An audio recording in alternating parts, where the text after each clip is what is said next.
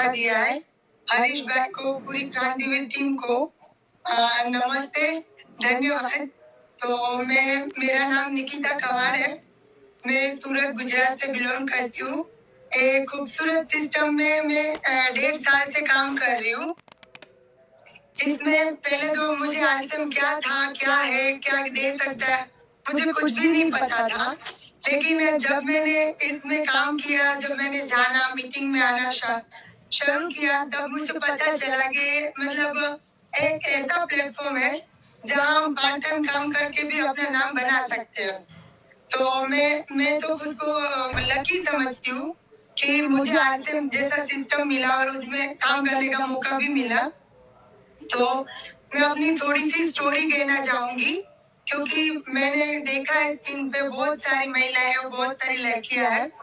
जब आरसीएम 1.5-2 साल पहले आया, तब मुझे मेरे अपलाइन जीतू भाई ने मुझे बताया। तब पहली बार तो मुझे समझ में नहीं आया, क्योंकि मेरे अपलाइन मेरे घर के एग्जैक्ट सामने ही रहते हैं। तो उसने मुझे बहुत बार बोला, लेकिन मैंने कभी ध्यान नहीं दिया।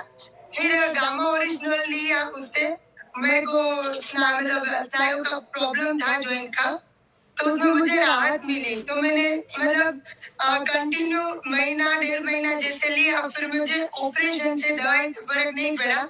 वो गामा ओरिजिनल से मुझे फर्क मिला और मुझे रिकवरी आई। तो मैंने जीतू भाई से पूछा कि सर ये कैसे होता है, ये क्या है जो मुझे दवाई खाने से भी ठीक नहीं हुआ और आपका ये गामा ओरिजिनल खाने से मेरे को अच्छा हो गया। तो फिर मेरे को जीतू भाई ने पूरा प्लान समझाया आरसीएम का, और उसने ये भी बताया कि आपकी जैसी बहुत सारी लड़कियां भी काम कर रही है। अभी वो किशोर का मुझे बता रहे थे। तो फिर मैंने धीरे धीरे स्टार्ट किया। फिर मैं एक बार जीतू भाई के भाई थे भावना बहन, उनके साथ में इधर वीकली मीटिंग होता है, तो मैं उसके साथ गई ना, तो मेरे को लगा कि मतलब सारे बड़े बड़े लोग ही है, मेरी उम्र का तो कोई है ही नहीं। तो फिर मैंने ये भी प्रश्न किया कि सर मेरी उम्र का तो कोई नहीं है। तो सर ने बोला कि दीदी आप ना जूम मीटिंग में आओ, आपको पता चलेगा कि बहुत सारी लड़कियां और कितना नाम बना चुकी है, अपनी पहचान बना चुकी है। तो फिर मैंने जूम मीटिंग में भी आना स्टार्ट किया। तो वहां आई, फिर मैंने लड़कियों को पिंक ब्लेजर में देखा, ग्रीन ब्लेजर में देखा। तब जाके मुझे लगा कि नहीं, मैं जो सोच रही हूँ वो गलत है। हर कोई काम कर सकता है, हर कोई नाम बना सकता है। वैसे तो मुझे नेटवर्क मार्केटिंग क्या होता है वो तो मुझे पता था, लेकिन मुझे अंदर से शर्म आ रही थी कि ये तो प्रोडक्ट सेल करना पड़ता है, मीटिंग में जाना पड़ता है। फिर मैंने धीरे धीरे मतलब अपने सपने संजोने शुरू किए। जब सपने देखने स्टार्ट किए ना, तब मेरे को कोई शर्म नहीं रही। और मैं जब आरसीएम में नहीं थी, उससे पहले मैं सिलाई काम करती थी। तब मैं 20 से 25 हजार रुपया महीना कमाती थी। फिर मैंने पार्ट टाइम आरसीएम स्टार्ट किया। फिर मैंने माइंड पावर से सीखा कि खुद को कैसे बदले। तो अब मैं सिलाई काम भी कर रही हूँ, उसमें भी मैं महीने में 30-35 हजार रुपए कमाती हूँ। और आरसीएम से मेरा थोड़ा घड़ा इनकम आना स्टार्ट हो चुका है। और कहीं ना कहीं मतलब थोड़ा सा अपना नाम बना रही हूँ। और मैं तो धन्यवाद करना चाहूंगी कि मुझे प्लेटफॉर्म में बोलने का मौका मिला है। मैंने आरसीएम से बहुत कुछ सीखा है, घर में कैसे रहना है, हम लड़कियां तो हमारा चरित्र कैसा होना चाहिए, जवाबदारी लेके काम करना चाहिए, खुद का नाम बनाना चाहिए, समाज में कैसे रहना चाहिए। बहुत कुछ मेरे को आरसीएम से सीखने को मिला है। और जब मैं आई थी तब मैं अकेली थी। आज मेरी टीम में तो मेरे साथ जो लड़के आते हैं वो है ही, लेकिन जो हमारे डिस्ट्रीब्यूटर होते हैं, जो हमारे सीनियर साथी है, उसके घर से उसकी लड़कियां आ रही है, बीवी आ रही है, बहन आ रही है, तो मुझे बहुत अच्छा लग रहा है। और आरसीएम फैमिली ना मेरी खुद की फैमिली से बढ़ के मानती हूँ, क्योंकि जब जहाँ जहाँ मुझे जरूरत पड़ी, तब मेरे साथ ना कोई मेरी अपलाइन है हो या डाउनलाइन हो या किसी और टीम से हो, मुझे हर समय सपोर्ट मिला है, मुझे आगे बढ़ने का मौका मिला है। और मैं आरसीएम को सेफ एंड सिक्योर प्लेटफॉर्म समझती हूँ, क्योंकि इससे पहले भी मैंने बाहर जो किया हुआ है, वहाँ कोई सेफ नहीं है। हम हर किसी के घर में लड़कियां होती है। कभी बारिश हो, गर्मी का मौसम हो, सर्दी का टाइम हो, टाइम पे काम पर जाने का, और उधर सिक्योरिटी मिले ना मिले, खुद का सेफ होना ना होना, वो भी कोई गारंटी नहीं देता। लेकिन आरसीएम में हम भिलवाड़ा जाते, तो मैं खुद अकेली ही जाती हूँ जीतू भाई के साथ, मेरी पूरी टीम के साथ। लेकिन मेरे मम्मी पापा को ये नहीं लगता कि मेरी लड़की अनसेफ है या तो उसको कुछ हो जाएगा। थोड़ी सी तबीयत खराब होती है ना तो भी मेरे को मतलब माँ बाप से भी ज्यादा ध्यान रखते हैं। तो मैं तो भगवान को थैंक यू कहना चाहूंगी और मैं खुद को लकी समझती हूँ कि मुझे खूबसूरत सिस्टम मिला। आगे मैं बहुत मतलब मेरी स्टोरी को लंबा नहीं खींचूंगी। आज का मेरा टॉपिक है हाइजीन। तो हाइजीन मतलब क्या होता है और हाइजीन क्या होता है, क्यों होता है, कैसे करना है, वो मुझे नहीं पता था। मैं पढ़ी लिखी हूँ तो भी मुझे नहीं पता था कैसे पेड़ यूज करना चाहिए या इंटीमेट वॉश यूज करना चाहिए। कभी ना तो स्कूल में सीखा है ना तो कभी घर में सिखाया गया है, कहीं से कोई पता ही नहीं था। बस ऐसा था कि लड़कियों को पीरियड्स आता है, 5 दिन होता है और उसमें कोई पेड़ यूज कर लो। पहले के टाइम पे तो मेरी मम्मी और दादी, बड़ी मम्मी वो तो सारे कपड़े यूज करती थी। तो फिर मेरी जनरेशन से मैंने पेड़ यूज करना स्टार्ट किया, लेकिन पता नहीं था कौन सा पेड़ यूज करें। जब हमने किशोर में RCMI किशोर स्टार्ट किया तब मुझे पता चला कि इंटीमेट वॉश आता है, फिर सैनिटरी नैपकिन आता है जिससे हम खुद को साफ रख सकते हैं। वरना हर किसी की ये कहानी है, कोई खोल के नहीं बोलता है मैं, लेकिन मैं आज खोल के बोलूंगी। हर लड़की हो, कोई मम्मी हो, दीदी हो, कोई भी हो, जिसको मासिक धर्म के दौरान 5 दिन उसको इतना तकलीफ होता है, जब उसको जानकारी नहीं रहती पूरी, तो मतलब छोटी छोटी मतलब वहाँ खुजली आना, अप्रिय गंध आना, फिर बार बार इचिंग होना। तो हम लड़कियां क्या करती है कि ये तो छोटी सी प्रॉब्लम है, ये कोई बड़ी प्रॉब्लम नहीं है जिससे हम किसी को बात शेयर करें या तो अपने डॉक्टर के पास जाए। वो छोटी छोटी चीजों को दबा लेती है, फिर जाके बहुत बड़ी बीमारी होती है, ट्यूमर का ऑपरेशन होता है। मतलब किसी ने व्हाइट बोर्ड स्टार्ट कर दिया है जी।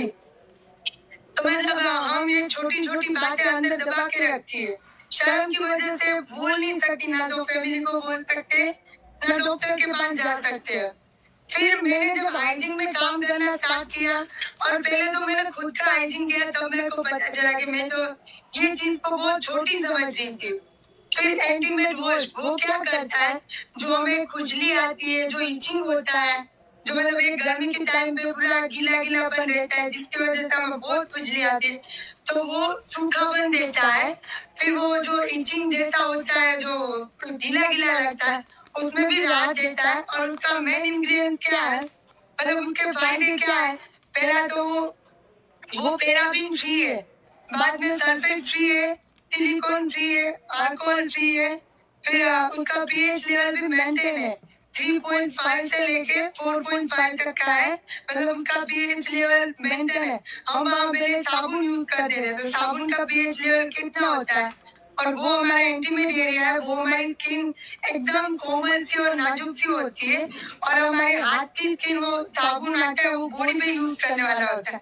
लेकिन हमें जागरूकता नहीं थी, जानकारी नहीं थी, तो हम कहीं भी यूज करते थे, जिसकी वजह से और सारी बीमारियां होती थी।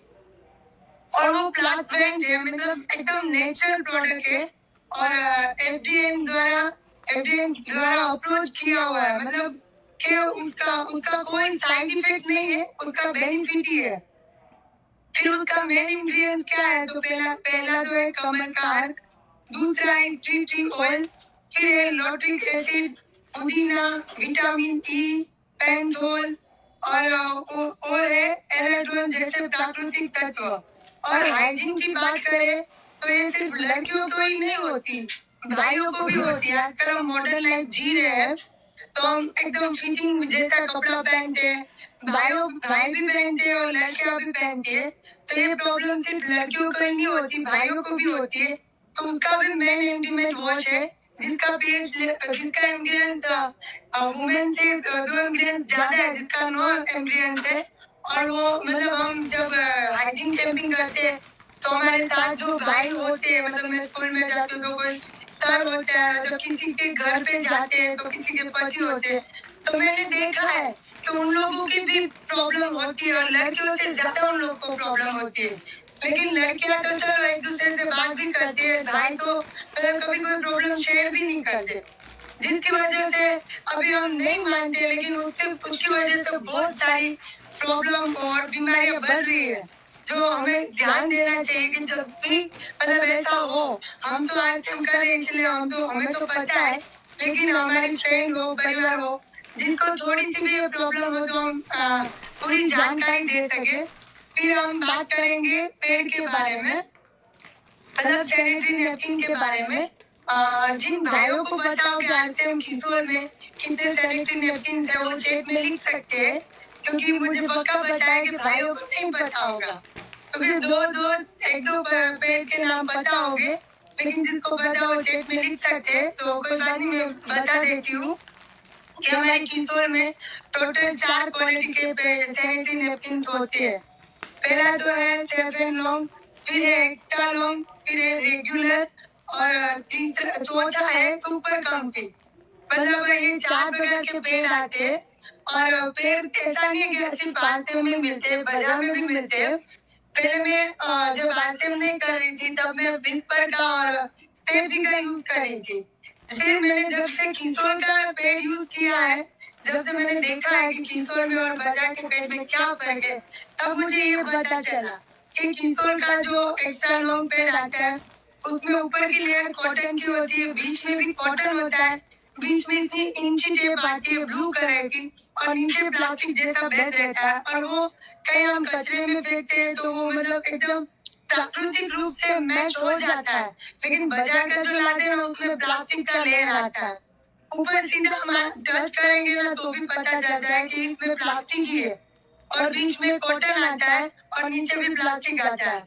वो हम कचरे में डाले या जमीन में डाले, कहीं भी डाले, वो कभी मतलब ऐसा खातर तो नहीं बनेगा, वो प्लास्टिक तो प्लास्टिक रहेगा। मुझे जहाँ तक पता है, तब तक भारत सरकार ने भी बोला है कि प्लास्टिक नहीं यूज करना चाहिए, तो भी हम प्लास्टिक यूज करते हैं। वो भी कहाँ करते हैं, हमारे इंटीमेट एरिया में, जहाँ हमें बहुत ध्यान रखना चाहिए, कॉटन के अलावा और कोई कपड़ा यूज नहीं करना चाहिए। हम पता है हमें कि पेड़ कैसे यूज करना चाहिए, लेकिन कौन सा पेड़ यूज करना चाहिए वो नहीं पता था। तो किशोर के पेड़ एक्स्ट्रा लॉन्ग पेड़ है, वो शुरुआती 2 दिन में हमारा ब्लीडिंग ज्यादा होता है, इसलिए वो 2 दिन के लिए है, और बाद में जो 3 कैटेगरी है वो हम कभी भी यूज कर सकते हैं। लेकिन मुझे ये पता चला है किशोर के पेड़ से कि वो लीकेज की टेंशन नहीं देता, और वो लंबे समय तक टिकता है, जो कि 4 घंटे से ज्यादा उसको यूज नहीं करना चाहिए। लेकिन 4 घंटे में भी हमें कंफर्ट और मतलब सुकून से रहने की देखा है। हम अभी तो मॉडर्न लाइफ जी रहे हैं, जीन्स पहन रहे हैं, शॉर्टी पहन रहे हैं, मतलब एकदम फिट कपड़ा पहन रहे हैं, जिसकी वजह से हमें ना तो शर्म आती है और ना तो लीकेज का टेंशन रहता है। तो मैं थैंक यू कहना चाहूंगी प्रियंका मैम को कि हम लड़कियों के बारे में इतना सोचा और इतनी बेस्ट क्वालिटी और किफायती दाम में दी है। लास्ट में मैं बहुत ज्यादा नहीं कुछ बोलना चाहूंगी, अभी टाइम का भी शॉर्टेज है, तो मैं लास्ट में इतना ही बोलना चाहूंगी, महामारी उपहास नहीं है, उपहार है, और इसी से दुनिया और संसार है। तो मैं अपनी वाणी को विराम देना चाहूंगी, और मेरे से बोलने में कोई गलती हुई हो तो छोटी बहन